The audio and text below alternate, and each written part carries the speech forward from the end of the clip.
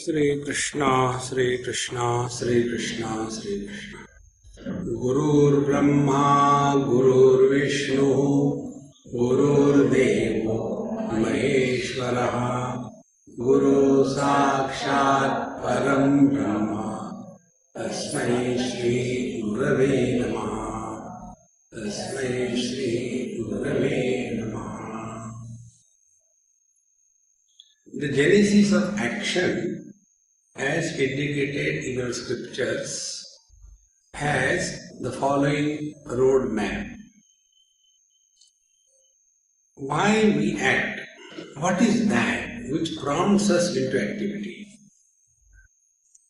So the first step is, there is a sense of incompleteness in us. That sense of incompleteness creates uneasiness in our mind.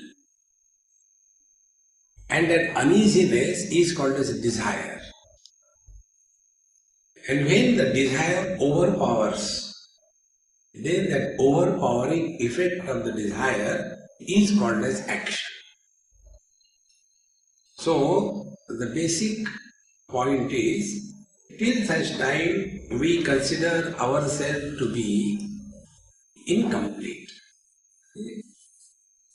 So, what is that which brings incompleteness?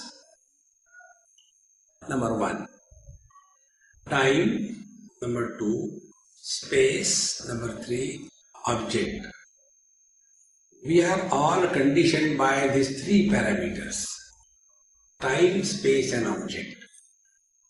And because of this, there is a sense of incompleteness. And this incompleteness propels us under compulsion into desire and activity. Now, I don't feel I am conditioned by time, space and object. That is the height of foolishness. Although we are conditioned, yet we don't know. It is something, a person is suffering from some heart problem. This happened to one of my friends. His wife was not well. So he took her to the hospital. And the doctor was doing whatever he has to do with her. And he was sitting outside in the waiting room.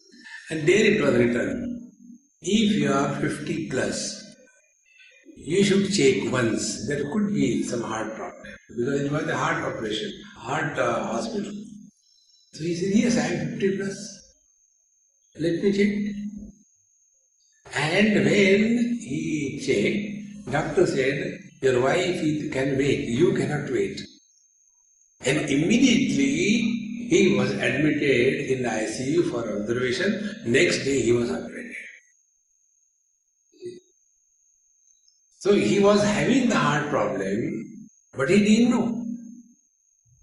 See, exactly the same way. We are conditioned by time, space and object, but we don't know. So how we are conditioned by time, space and object? One by one. First, conditioned by time. When we fill in any form for any application or anything, what is that we write? Date of birth. Meaning, before this date I was not there. Date of birth. They should write also another column, possible date of death. So, it will be conditioned by the time. Then, second is conditioned by the space. I am here, I am not there. But I want to go and see that, there, not here. So people from Bombay, they come to Lonavala for a vacation. And people from Lonavala, they go to Bombay for a vacation. Both of them are uncomfortable in their respective places. So conditioned by space. The second conditioning by space is our size. 6 plus and 4 plus. This is me. Beyond that I am not. conditioned by space. Third, conditioned by object. This body I am, that body I am not. So, I have limited myself with reference to this particular body. Now be very attentive. When we have accepted ourselves to be one particular body, what will be the effect of this? Now take an example to understand this. For example, this object is in your hand and you don't want to leave it. It happens on the airports when you have to fill in some form. That time your phone is in your hand and you don't want to leave it there. You may forget. You keep the phone in the hand and also put the pen inside your hand and start writing. Our original handwriting doesn't come because the hold on this object will influence our handwriting, is it not? If this example is clear, next step.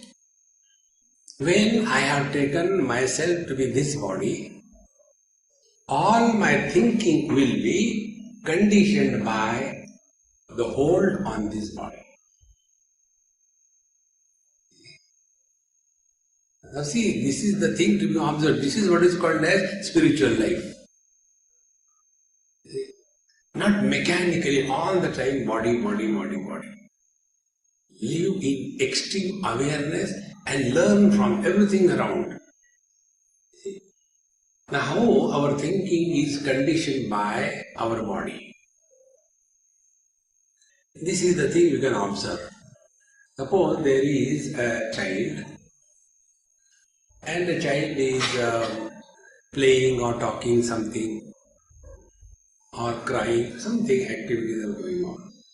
And if there are two ladies, one lady is the mother of the child and other lady is just another one who is not his mother. Now what will be the interaction of these two ladies toward the child? The mother will see the foolishness of the child as the wisdom. The stupidity of the child will be taken as a glory. Because the mother's mind is conditioned by the hold on that child. And the other lady, she will not be influenced by the child, therefore she will say, what kind of child? It doesn't have manners. But the mother, she is not thinking like that. In short, when we take ourselves to be the body, all our thinking will be in relation to the body. See, friends. Suppose I am born in Bengal, West Bengal, and if somebody talks ill about Bengali, I will become very angry. If I am from North, and if I have to stay in Mumbai, and I say, I don't know your Marathi, immediately the whole lot of people will come and bounce on you. See, friends, because we have identified ourselves with something finite.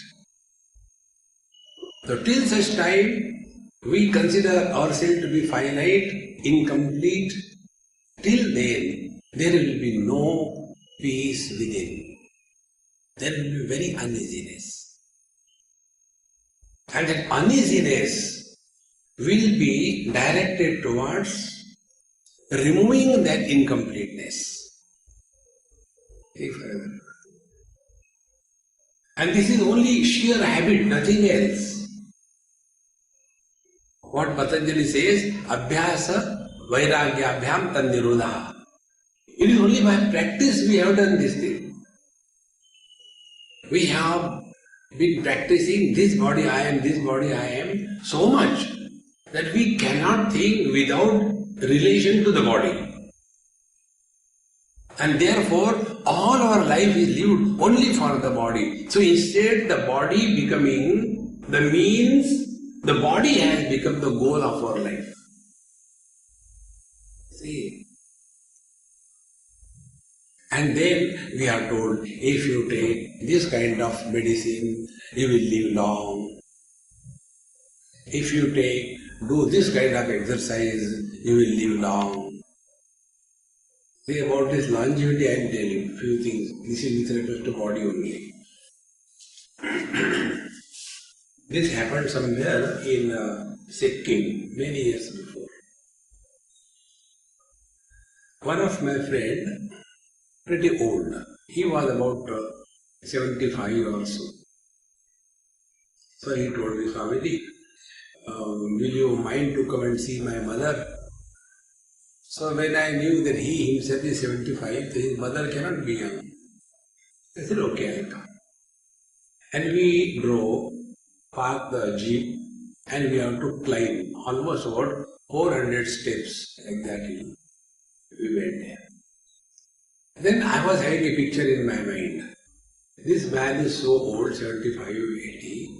His mother will be something like 90, 99 and lying on the bed and miserable.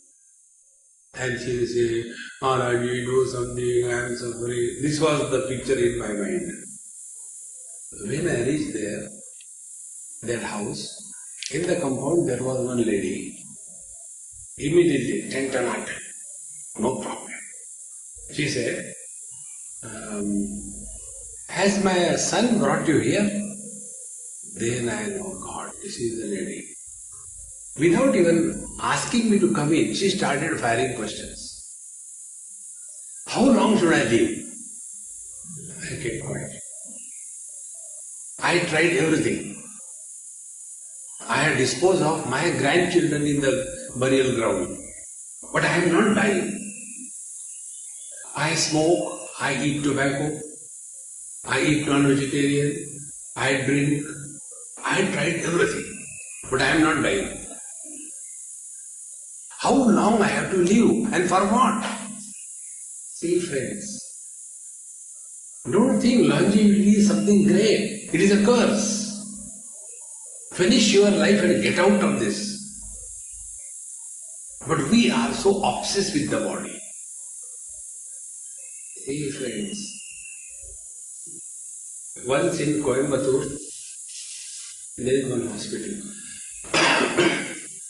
And the owner of the hospital is a very good friend of mine. So they had to inaugurate a new department. And I was called to inaugurate. So we Babajis are fit for every job. When somebody is born, we go. When somebody dies, we go. When somebody doesn't die, then also we go. So to bless him, die. So we went there. And they said, this is the new department of geriatrics is being inaugurated. I don't know what is geriatrics. But we have to show that I know everything. Pretending. I was sitting there seriously because all old is about 2,000 people. Most of them were 70, 80 not out and still waiting. All sitting there. So when I went there, then one by one they started various talks. Special doctors have come from USA for that. So one doctor started showing the slideshow, PowerPoint presentation. First slide, this is my house. So I thought, no, geriatrics means architecture or something like that. Because they showed the house. Then the second slide, this is my dog. I said, oh, this is regarding animals. The third slide, this is my wife in the order of importance. The slides were shown. And I couldn't get what this fellow is showing. And like that, after 3-4 talks were over, then I could get the geriatrics is a department for the oldies. So, then at the end I have to inaugurate. Then I said, before I inaugurate, am I allowed to speak or only cut the ribbon? He said, no, we want your blessings. I said, okay, be ready to receive the blessings.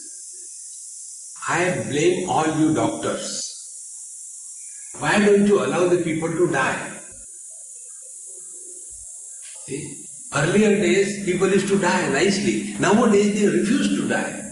In the whole world today, the problem is the population of the old people is more than the young.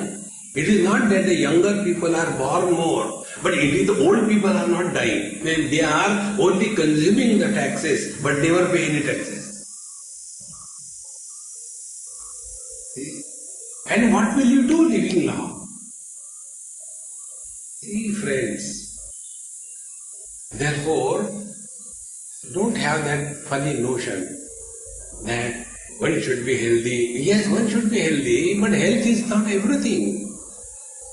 Health, if it is not supported by wisdom, health becomes a problem. See, friends, you will see all our terrorist brothers, they are all healthy, is it not? They have a problem. Not to themselves only, but to us also. Because health is not supported by wisdom. So do not have the wrong notion that Sharira Madhyam Kalu Dharma Sadhanam, we should be healthy. No. On the contrary, I will tell you another example. This happened in Pune. A couple, now both of them are not there, a typical Maharashtrian couple. And the lady was having, you name the disease, she had the disease. Her purse used to carry all kinds of medicines, and whenever she will sit down, she used to comfortably open the purse and put the medicines like that, and she knew by heart what is to be taken when, and she will take it. And her husband was pretty healthy and always making fun about her. My wife doesn't take food. She feeds herself only on the medicines. So much medicines she eats. And she was so cheerful, happy-go-lucky, never complained about anything. She had blood pressure, she had heart problems, she had asthma, she had gout. You name it, she had that. And yet she was cool, never disturbed. And do whatever work she can do comfortably. And one day she died. Now this man who was healthy, thereafter he lived for 8 years as insane. Very healthy, but no contemplation on something higher. His only arrogance was, she is always ill, I am healthy. See? And his problem was, he started chanting the japa. She got up in the morning as usual. He prepared a cup of tea for me and her. She gave me a cup of tea. She took her cup of tea. She went to her room. She lay down on the bed and she never woke up. This was his Maha Mantra. 8 years he was saying only the same thing again and again and again. Living with 2-3 daughters, sometime here, sometime there. See, friends, therefore we have to think beyond body. Don't be satisfied only with the healthy body. Healthy body is not important. What is important is healthy wisdom. That is important. And for that, one has to think. So, when we are identified with the body, we have a sense of incompleteness. And then the mind starts projecting, throwing abnormalities called as desire. And when a desire overpowers us, then we are put into activity.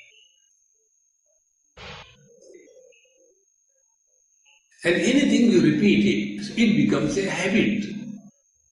If, for example, in the morning you take tea by compulsion, maybe for 1 week. Next week you will not be required to be told. In the morning, the mind will start. Tea. And unless you take that tea, you will not be at peace.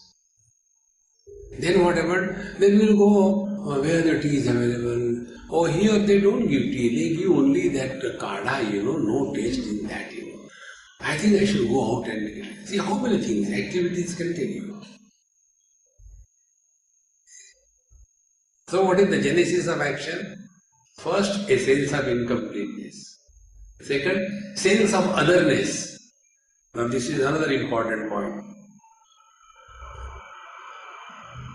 We have desire only something which is other than ourselves. I have got this iPod Touch.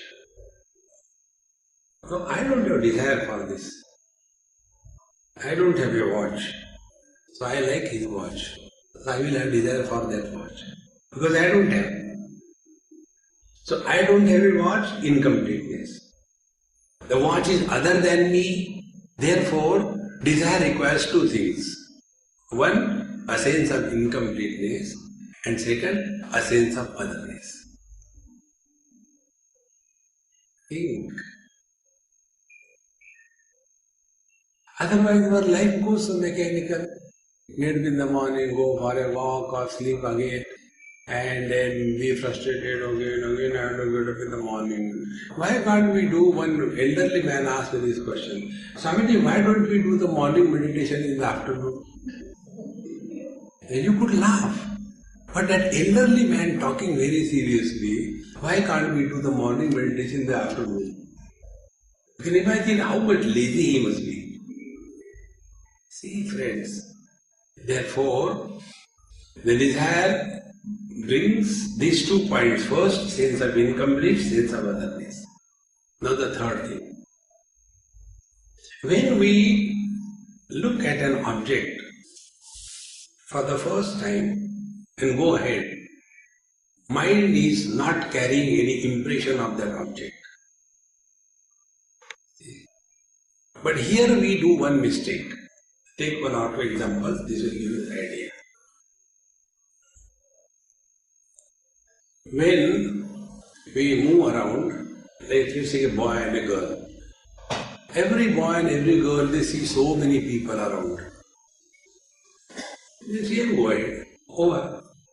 But then, one particular boy sees one particular girl and doesn't stop there.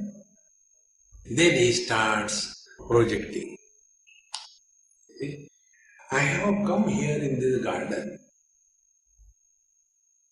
At the same time, exactly why she has come in the garden. There must be divine sanction behind this. So the mind starts projecting. And then our mind becomes more and more involved in thinking. And the thinking is nothing but about that particular object. Be attentive. Higher the frequency of thoughts which runs towards a particular object, more is the intensity of desire. Desire is what? More and more thoughts run towards that object. And those thoughts are of 3 types. First, that object is important. Second, that object is a source of happiness. Third, in the absence of that object, I am incomplete. Fourth, jena kena prakarena, whatever way, I must have it. This burden of all the thoughts put together is called as desire. And for this nobody is responsible. It is our own imagination. We keep on imagining that this object is the source of happiness. This is how people fall in love. They don't rise in love. Because the boy thinks, oh, this girl is made for me and she is very beautiful and she is most wonderful. And finally he falls in love. He gets married. And after that he realizes, earlier the theme was, what a life without a wife. Now the theme is, what a life because of the wife. The same mind. Earlier the mind projected value. Now the same mind is projecting the negativity. And we are dancing to the tune of the mind. See friends, it is only because we are thinking in relation to the body. Stop thinking in relation to the body. Your thinking will come to absolute halt without any struggle. Patanjali tells, Chitta Vritti Nirodha Yoga. And we keep on struggling, Chitta Vritti Nirodha. Nobody has ever attained it till date.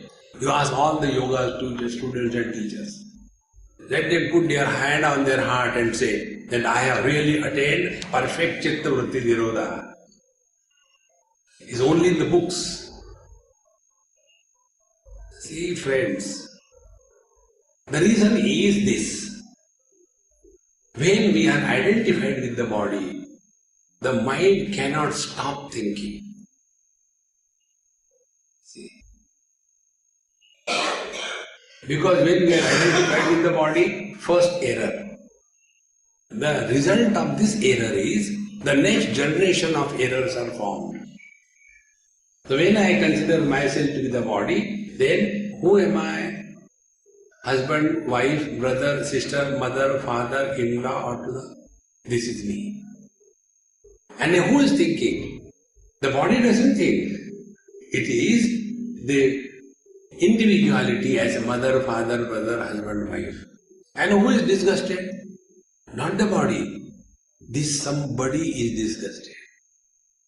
So how the somebody is born? After the body identification. See, in deep sleep or in samadhi or in dream, we are not identified with our body. See, Upanishad says, Tatra, in the deep sleep, Mata Amata Bhavati. The mother is no more a mother. The father is no more a father. The man is no more a man. The woman is no more a woman. Then, nobody. And when the status of nobody is attained, no thoughts. Thoughts always come to somebody. And that somebody is born after body identification.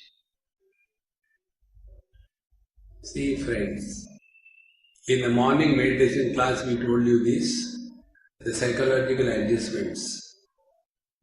Without those psychological adjustments, whatever we do under the disguise of meditation or yoga, it is self-deception, nothing else. Only struggling. Suppose you can sit properly 10 minutes. That cannot be the goal of life. Samadhi cannot be the goal of life. Samadhi is a means. Meditation is a means. See friends, therefore, this body identification is the original cause, original sin. And because of this original sin, the secondary eyes are born. And the secondary eyes, who do not exist, yet they trouble us. Okay? Find out the wife in a woman. Find out the husband in a man. Like, the cap on the head. मैं आम आदमी हूँ, मैं husband हूँ. He is something separate. But who is miserable? The husband is miserable. Find out where is he. And when the wife goes away by God's grace, then where the husband goes? He will go somewhere if he is there. He is nowhere. Think friends. And the main cause is this body identification. Think about it very sincerely, most important thing. Therefore, when we are identified with the body, we will not be able to keep quiet. See? Nahi kaschit kshanamapi jatu tishtati akarmakrut. Bhagavan says in the 3rd chapter. Nobody can ever remain without doing something or the other. Something or the other we have to do. We can't stop. And when we are not disciplined, then first thing will come, start indulgence. Eat something or watch movie, something or the other. Because inside there is very uneasiness. See, friends. And then we become very frustrated. Okay, I will not do anything. Not doing anything is also doing something. Because till such time, Mr. I is there. Karma will happen. See, karma is nothing but action plus sense of doership is equal to call as karma. When there is no sense of doership, there is no karma. And when there is a karma, there is tiredness. And when there is no doership, there is no tiredness. Now you are all the students of yoga. Watch this, your own observation. I'll tell you an example, just to make this point. Suppose I am a military brigadier, teaching the, rung routes. And one person has done a mistake. So as a brigadier, what will I do? I'll punish that Jawan. What will be the punishment? My military fellow. Put on 20 kilograms of haversack, the heavy shoes, and water bottle filled, and a rifle. Lift it up. And 21 rounds around the parade ground. Punishment. Suppose I am a Sanskrit teacher and you have done some mistake. So what will be the punishment? Write down Bhagavad Gita 21 times in Sanskrit. Punishment. Suppose I am a yoga teacher and you have done something wrong. Punishment. Do 21,000 times Anulom Vilom. 21,000 times Anulom Vilom, my nose will break into pieces. Okay, then do 2100 times. Oh no, God, 2100 times Anulom Vilom. Okay, do 21 times. Yes, I'll do that. And then you start. And after 5, 6, then okay, stop. Then I ask you a question. How many times you breathe per day? 21600. These many times we breathe per day. 15 times per minute. Calculate. Has anybody ever said, come on yaar, I am breathing so much, now I am tired, I won't breathe.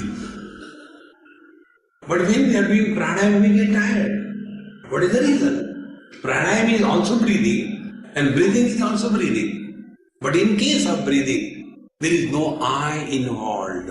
I am breathing. But in case of pranayama, I am doing pranayama. Learn this point. Wherever there is I born, karma is created. And therefore, we don't have pride. Do you know, since childhood I am breathing.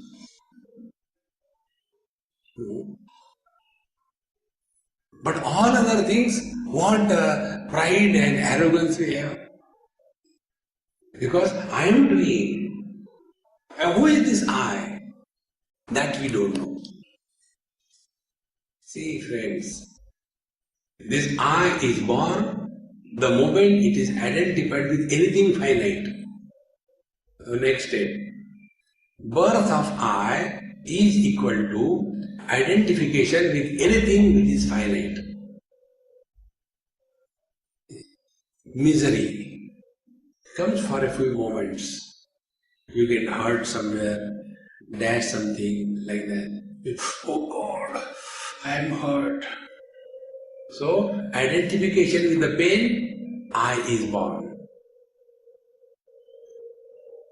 Something good happens. I am very happy today. But that is also finite. After some time, that also goes, come back. And thus, with every finite that we are identified, Mr. I is born.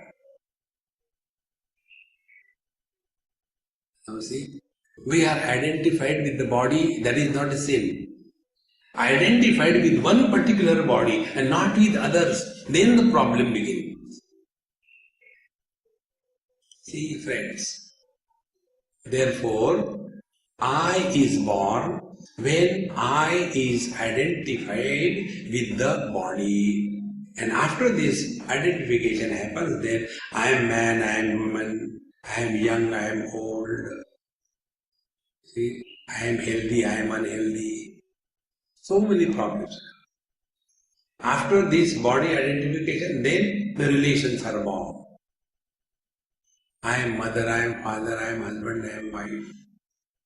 After this body identification, then I am rich, I am poor, I am hungry, I am thirsty. So inside, we are not one. We are a crowd, like a poultry farm inside. See? And therefore, all the time, therefore, one has to remain extremely aware of this phenomena. That when we are identified with the body, we will be required to do something because it is by law that you cannot keep quiet. See, nahi kashchit kshanamapi, not even for a moment, jatu tishtati akarmakrut. You can't remain without doing something. And therefore, we are told that keep yourself occupied. Don't keep yourself free. The moment you keep yourself free, the mind will start topsy-turvy exercise. And one becomes mad. See, now what is that what should be done? So, first of all, we all have to play different roles in our life. We are not the same all the time. We are husband, we are wife, we are officer, we are subordinate, we are a driver, we are a passenger, we are a pedestrian, we are a teacher, we are a student. How many roles we have to play? Now we have to play every role perfectly well. See? And to play every role perfectly well, we must not carry the burden of one role on the other role. The discrimination should be there. See? I'll give an example about this, how we carry the burden of one role and spoil the other role. There was a husband and a wife. And one day, right in the morning, they had a Kurukshetra in their house. A lot of exchange of, firearms. And in that anger, the husband left for the office. So when he reached the office, in the office, who is he? He is an officer, not a husband. But that day he carried the husband to the office. And his subordinate, who was having very good rapport with the boss, he has to take half day casual leave. So he wrote an application. Sir, I have to attend to my wife for some medical checkup. Therefore, I'll come after the lunch break, thanking you in anticipation. When he saw that application, the husband responded, not the officer. The husband said, nothing happens to the wife, there is no need to go. You are not a national husband, Rashtrapati. How can he say nothing happens to the wife? Because he was tortured because of his wife at home, the husband was still virulent in him. And because of that, he started acting funny. And the subordinate said, what happened today to the boss? He's so nice today. Why is he behaving like that? Because he forgot that he has to play the various roles. Now, the purpose of this story is this.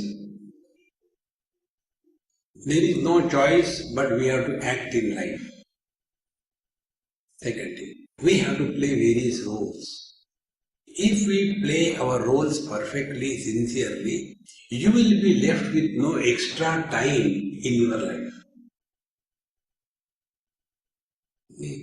If we do all our job by ourselves, there is no time left for you to loiter around. There is one Marwari Amma coming from a very rich family. That time they were, I think, two daughters married and one son, and he was also going in college. So only husband and wife. And there were about 8-9 servants in the house.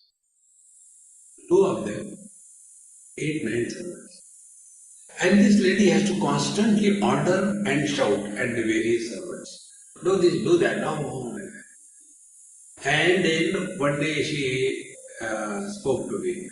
Swamiji, I want to know I am free. I want to do some seva. So I will have to go to some ashram and do some seva. So I laughed. She said, why are you laughing, Swamiji? I said, when there is a joke, you have to laugh. So what is the joke? I said, joke is this. You have never lifted a glass of water by your own hand. And you will do seva. If you go to the temple to do seva, you will tell God, सबको ठीक से आशीर्वाद देना. To do seva, you have to practice first. And you have to start practicing on yourself. Don't take service from others. And once you start doing your own job, you will see your time is beautifully occupied. Keep yourself occupied all the time. Then the mind is properly trained. Then the mind will not run here and there. See? And when this is clear, this is how the life should be lived, then we will start understanding more about life. Now one next point. One of the most important thing we all have to recognize is this. And that is this karma, last life, this life, next life, all is mess. See? Patanjali says, whatever we have in this life, jati, ayu and bhogaha, three things. Where we will be born, what will be the longevity of our life, and what will be the experiences we will be going through. This is already predetermined depending on the karmashaya, the total karma that we have done in our last life. Depending on this is already predetermined. You cannot change it. It is like this.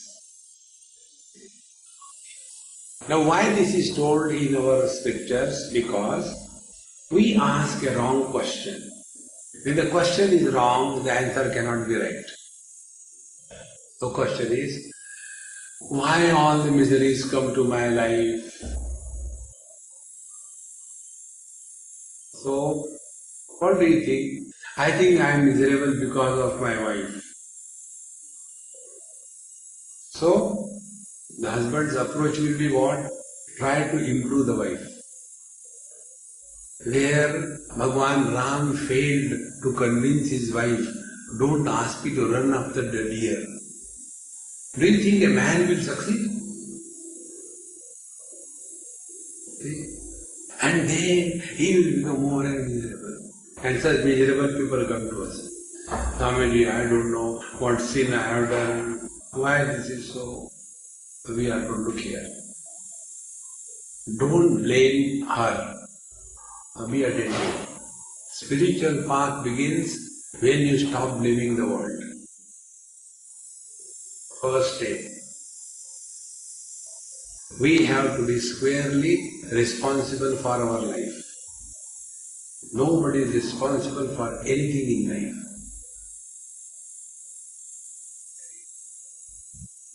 But then how can I justify that my wife is so terrible at torturing me? So what the scriptures will tell, look here. In the last life, you have tortured her. And then she is doing Karwa Chauth. So she has taken a vow that for next 7 lives I will not leave you. So in this life she is taking the revenge. But I don't remember I have done something wrong to her. You might not have been remembering, but you have done it. Now there is only one way. Stop reacting to her and start behaving properly with her. When you do this, next life you may be liberated from her. Now be attentive. Net result is what? Net result will be, he will stop blaming others and he will become responsible for his life. This is one aspect of it. Now the second aspect is, when we are told, last life, this life, next life, means what? Means we are continuous, unbroken existence. Earlier we existed, maybe the body was other, then that body was destroyed, now we are in this body. This body also will be destroyed, but we will continue to exist. Therefore, this law of karma, if it is properly understood, it will free us from the fear of death. Then we will come to know that we are living through the body. We are no more living as the body. See friends, like before coming to Lonavala, I was in Bombay. Before Bombay, I was in Lucknow. Before Lucknow, I was in Kanpur. So, Kanpur I left, so Kanpur is dead. But I continue to be. Then Lucknow I came, Lucknow I left. But I continue to be. Then Bombay I came, then Bombay I left, I continue to be.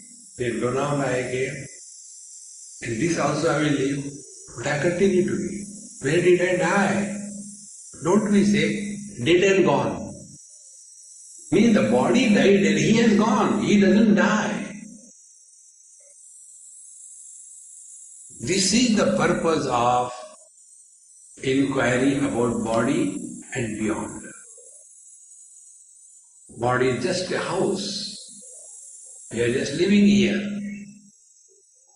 See friends, unless this error is corrected, presently we are living all the time only as the body. And therefore we are suffering. So live no more as the body, but live through the body. And when we are using any vehicle, we have to take care, no doubt. Suppose we are using a car, so we take the care of the car, fuel it at the right time, change the oil, and clean the whole car, and see it is properly kept. It is required, yes, but we don't live only for the car. Car is just an instrument. In the same manner, body and beyond means, although we are living in the body, yet we should have this wisdom that we are embodied and not the body. And if I am body is a wrong notion, it can be corrected only by right understanding. But what happens? Now those who are taking to the yoga here and there, they are not able to drop this. They are replacing, only thought replacement. Like one person the other day told me, Swamiji, earlier I used to drink. Since I am taking to yoga, now I don't drink. Earlier I was eating non-vegetarian. Since I took to yoga, now I don't eat non-vegetarian every day. I eat in alternate days. Earlier, I used to wake up very late, 10 o'clock. Since I took to yoga, now I wake up at quarter to 10. 15 minutes evolution. Friends, that I is still there. So earlier I was a bhogi, now I is a yogi. Earlier I was eating non-vegetarian, now I don't eat. That I, that is the big problem. See, the Vedantic thought removes the wrong notion without creating another notion. It is not notion replacement. It is removing the notions without creating additional new notions. See? And this can happen only by right inquiry. There is no other way. See, friends. Therefore, when we are talking, thinking about the body, we have to keep this in view. Anything that will keep and help us transcend the body, although we are living through the body, that is the spiritual life. Yes, we have to live in the body.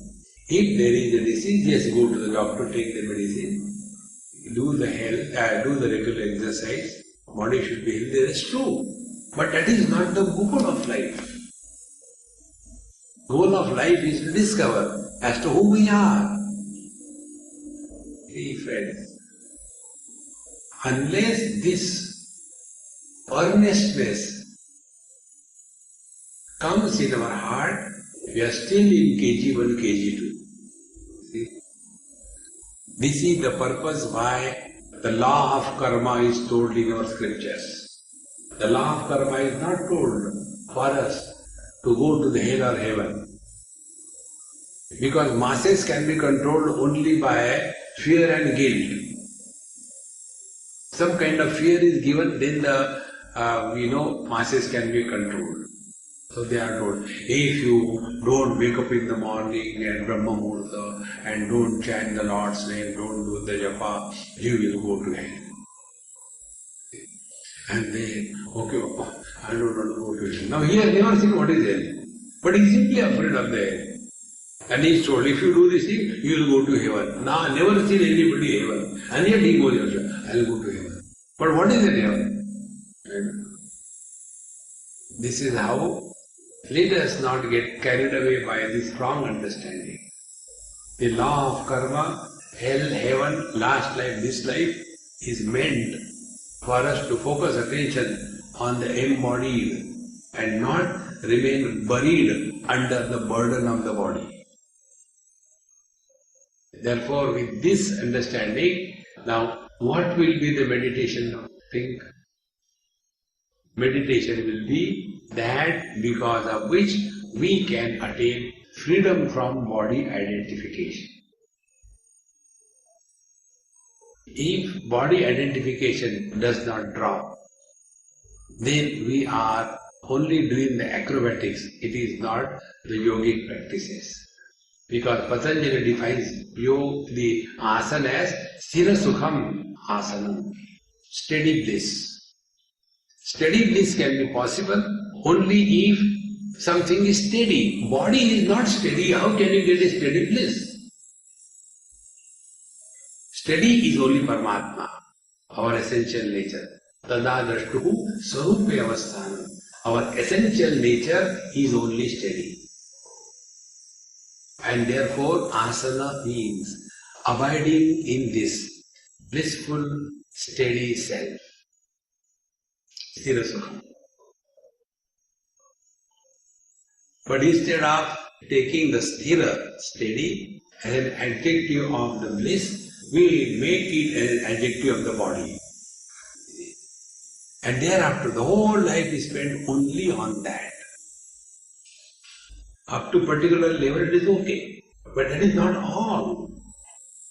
Suppose I ask any one of you, hey, what are you studying? And if you reply, Swamiji, I am studying in KG1. But now what is your age? I am 38. Now also in KG1? Yes, because I like that miss. Now tell me, if a child tells, I am in KG1, it's beautiful. But when a grown-up man tells, I am in KG1, horrible. In the same manner, our whole life we are only remaining at the body level, rise above. Otherwise, the whole life is only twisting the body and never straightening the mind. Yoga means straighten your mind so that the mind merges in the consciousness. And this is the purpose of human life. Human form is ultimate evolution at the body level. There is no further evolution possible at body level. Plants eat from below, they grow upwards. Animals eat from the front, they grow backwards. Human beings eat from above, they grow downwards. Now what next? No further possibility. See, all the evolution that is possible is perfected and attained in the human form. So hereafter, the evolution can be only spiritual. And if the spiritual evolution is taken as the foundation of our lifestyle, then we will come to know ultimately we have to go beyond the body. Ultimately we have to go beyond the mind. Ultimately we have to go beyond the soul. And when we thus go beyond the body, mind and soul, then we come to know that they were never a problem to us, provided we have understood them properly. And how do we achieve this? We will continue in our next session.